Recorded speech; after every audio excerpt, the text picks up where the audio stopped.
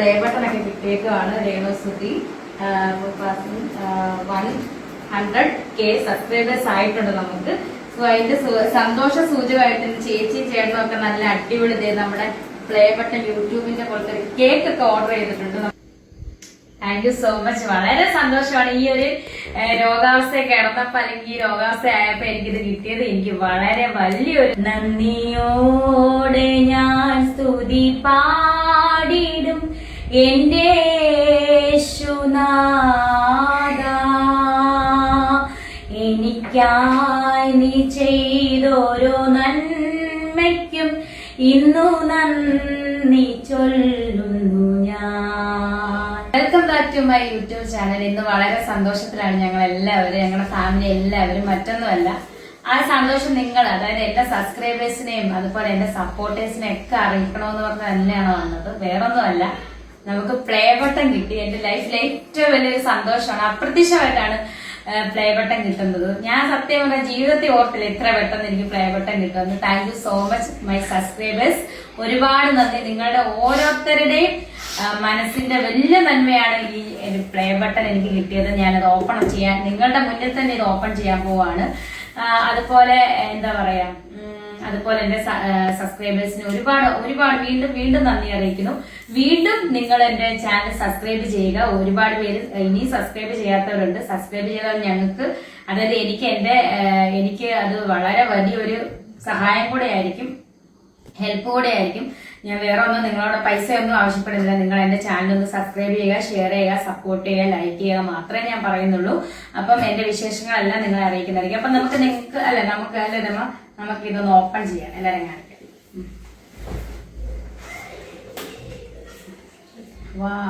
എടുക്കട്ടെ. എന്റെ silver play button presented to Renusuthi for passing 1 2 3 4 5 subscribers. Okay, നിങ്ങൾ വായിച്ചാൽ മതി. 100K സബ്സ്ക്രൈബേഴ്സ് ആണ്.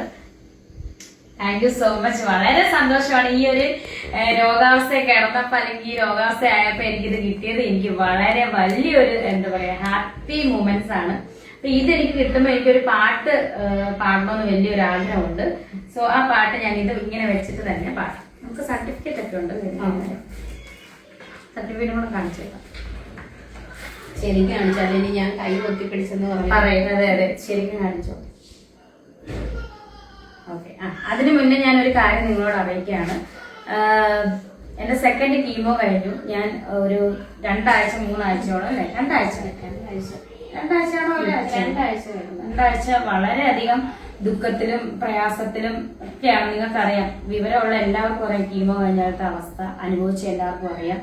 വീട്ടിലുള്ള ആരെങ്കിലും കീമോ കഴിഞ്ഞിട്ടുണ്ടെങ്കിൽ അവർക്കറിയാം.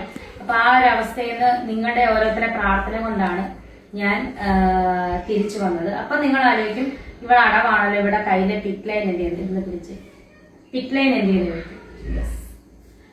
നിങ്ങളൊന്ന് നോക്കൂ, ഇത് കണ്ടോ, എന്റെ മുഖത്ത് പിറ്റ് ലൈൻ ഒന്ന് തൽക്കാലത്തേക്ക് ഊരി മാറ്റിയേക്കുവാണ്. അത് 27-ാം തീയതി തിങ്കളാഴ്ച next pit line maybe ഈ കയ്യിലായിരിക്കും ഇടുന്നത്, അല്ലെങ്കിൽ ഈ കൈ തന്നെ ഇടും. എനിക്കറിയില്ല ഡോക്ടേഴ്സ് ഏത് കയ്യിലാണ് റീ അറേഞ്ച് ചെയ്യുന്നതെന്ന് എനിക്കറിയില്ല. മേ ബി ഇപ്പുറത്തായിരിക്കും. അത് ഞാൻ നിങ്ങളെ അടുത്ത വ്ലോഗിൽ കാണിക്കുന്നതായിരിക്കും.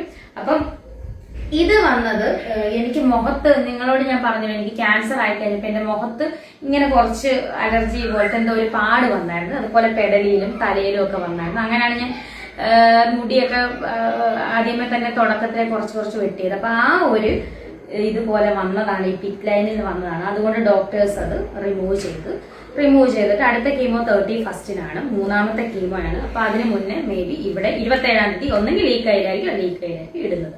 അപ്പൊ അല്ലെങ്കിൽ നിങ്ങൾ പറയും, നിങ്ങളല്ല നെഗറ്റീവ് പറയുന്നവർ പറയും ഞാൻ ഉടായ്പാണ്, ഇത് ഒട്ടിച്ചു വെച്ചതാണെന്നൊക്കെ പറയും. അതുകൊണ്ടാണ് ഞാനിത് മുൻകൂട്ടി പറഞ്ഞത്.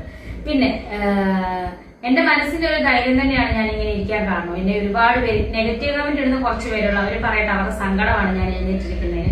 പക്ഷെ ഞാൻ ഇങ്ങനെ എഴുന്നേറ്റിരിക്കുന്നത് കാണാനും, ഞാൻ ഷാൾ മാറ്റിയേക്കാം, ഞാനിങ്ങനെ എഴുന്നേറ്റിരിക്കുന്നത് കാണാൻ തന്നെ ഒരുപാട് എന്നെ സ്നേഹിക്കുന്ന ഒരുപാട് ദൈവമക്കളും ഒരുപാട് നല്ല മനസ്സിലുടമകളും, ദൈവമക്കളെല്ലാം നല്ല മനസ്സിലുടമകൾ തന്നെയാണ്.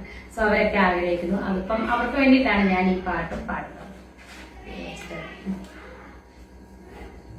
അർഹിക്കാത്ത നന്മകളും എനിക്ക് ദയാനിധേ അർഹിക്കാത്ത നന്മകളും എനിക്കേകിടും ദയാനിധേ യാചിക്കാത്ത നന്മകൾ പോലുമേ എനിക്കേകിയോനു സ്തുതി യാചിക്കാത്ത നന്മകൾ പോലുമേ എനിക്കേകിയോനു സ്തുതി നന്ദിയോടെ ഞാൻ സ്തുതി പാടിടും എന്റെ യേശുനാഥാ എനിക്കായി നീ ചെയ്തോരോ നന്മയ്ക്കും ഇന്നു നന്ദി ചൊല്ലുന്നു ഞാൻ. അപ്പൊ പലരും ഓർക്കും ഞാൻ ഇത് കഴിഞ്ഞിട്ട് ഇവക്ക് എവിടെ ഇവള് ഇനിയിപ്പം എങ്ങനെ തീരുവോന്നൊക്കെ ഓർക്കും, ഇവളിനി തീർന്നെന്നൊക്കെ ഓർക്കും.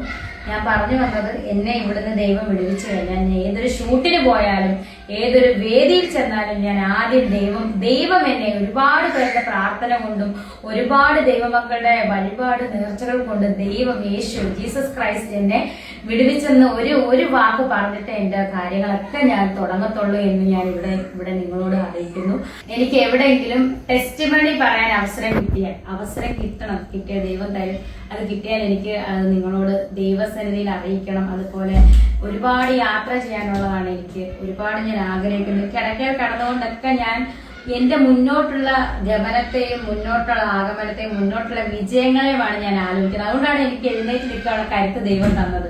എന്നെ പോലെ ഒരുപാട് പേര് ക്യാൻസർ രോഗമായിട്ട് അനുഭവിക്കുന്ന ഒരുപാട് രോഗികൾ നമ്മുടെ ഈ സമൂഹത്തിലും നമ്മുടെ ഈ ലോകത്തിലുണ്ട്. അവർക്കൊക്കെ ഒരു മാതൃകയായിട്ട് ഞാൻ മാറട്ടെ. ഞാൻ പറയുന്നു അവരോട്, നമ്മൾ കിടക്കയിൽ കിടന്നുകൊണ്ട് ഛർദ്ദിച്ച് കിടന്നാൽ നമ്മൾ ചിന്തിക്കണം, നാളെ നമ്മൾ എന്തായി തീരും, നാളെ നമ്മൾ ഒരുപാട് കാര്യങ്ങൾ പിടിച്ചെടുക്കാനുള്ളവരാണെന്ന് നമ്മൾ ചിന്തിച്ചു കഴിഞ്ഞാൽ നമ്മൾ തന്നെ എഴുന്നേക്കും. നമുക്ക് രോഗമൊന്നുമല്ല, രോഗം നമ്മളെ കീഴ്പ്പെടുത്തുന്നതിന് പകരം നമ്മൾ രോഗത്തെ കീഴ്പ്പെടുത്തുക. അതായിരിക്കണം നമ്മുടെ ഒരു വാശി, നമ്മുടെ ഒരു കരുത്ത്. പിന്നെ പ്രാർത്ഥനയുള്ള മനസ്സിൽ ദൈവം വസിക്കുന്നു, പ്രാർത്ഥനയുള്ള ശരീരത്തിൽ ദൈവം വസിക്കുന്നു.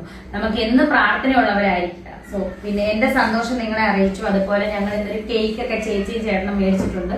എനിക്കിത് കൈ വെക്കാൻ താഴെ വെക്കാൻ തോന്നുന്നില്ല, ഭയങ്കര സന്തോഷമാണ്. അപ്പൊ ഒരു കേക്കൊക്കെ ഞങ്ങള് മുറിക്കുന്നുണ്ട്. അപ്പൊ ഇന്ന് നമ്മുടെ ഭയങ്കര സന്തോഷത്തിന്റെ ദിവസം തന്നെയാണ്. ദേവട്ടനൊക്കെ കിട്ടിയേക്കുവാണ്. രേണുസുതി 100K സബ്സ്ക്രൈബേഴ്സ് ആയിട്ടുണ്ട് നമുക്ക്.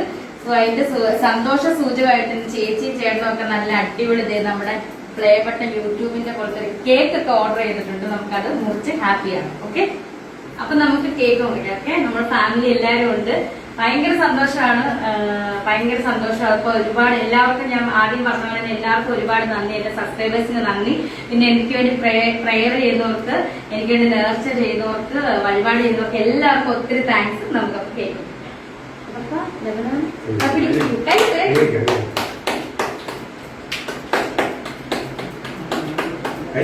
ആദ്യം നമുക്ക് നമ്മുടെ പെണ്ണിനെ കൊടുക്കാം, പിന്നെ അനിയനെ, പിന്നെ മുത്തപ്പൻ ഏറ്റവും.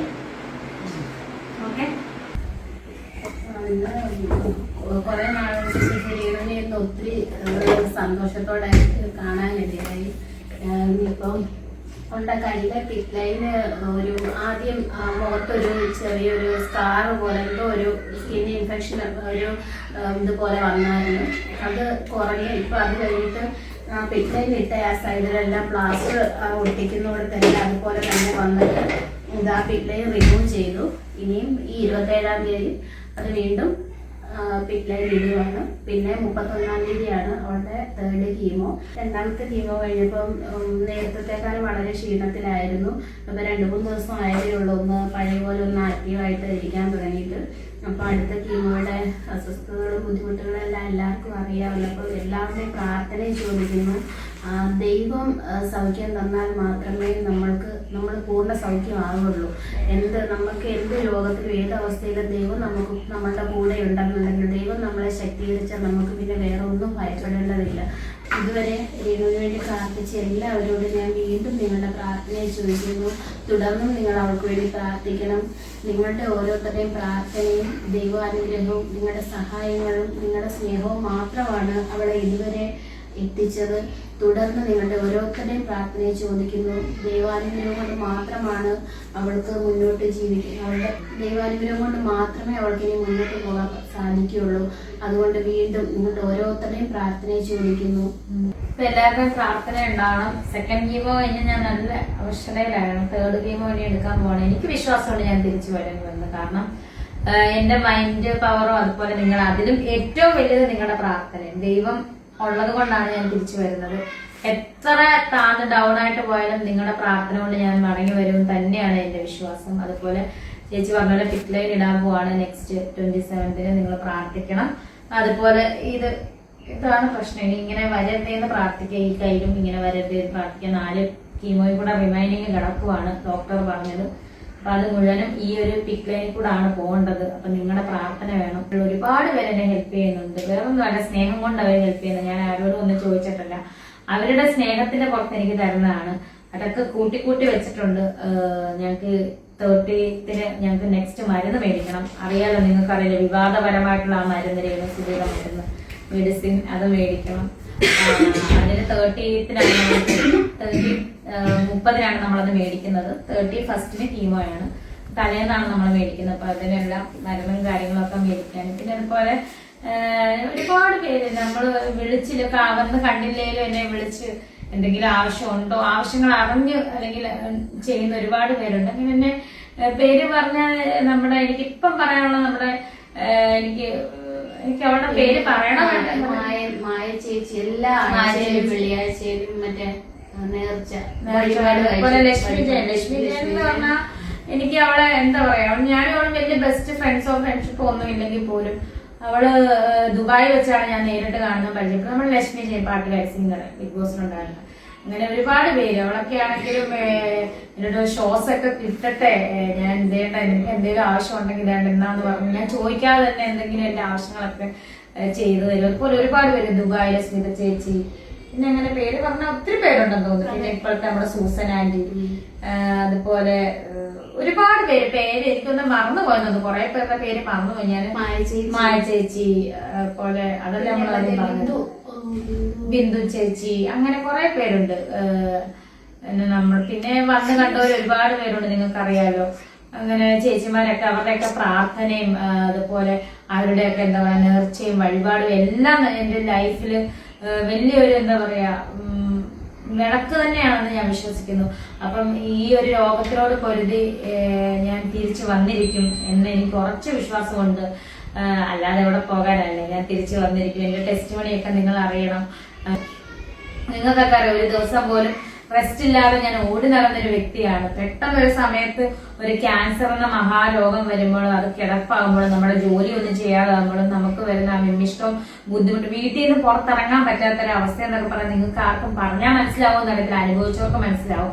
ഒരു ഷോപ്പിൽ കടയിൽ പോലും പോകാൻ എനിക്ക് പറ്റത്തില്ല. കീമോ കഴിയുന്നോളം വരെ ഒന്നും ചെയ്യാൻ പറ്റില്ല. ഞാൻ ഈ വീട്ടിൽ തന്നെയാണ്. ഹോസ്പിറ്റല് വീട് ഹോസ്പിറ്റല് വീട് ഇങ്ങനെ തന്നെ പോകുന്നൊരു ദിനചര്യ തന്നെയാണ് എന്റെ. ഇപ്പം ഈ വീട്ടിൽ ഈ മുറിയിലാണ് ഞാൻ.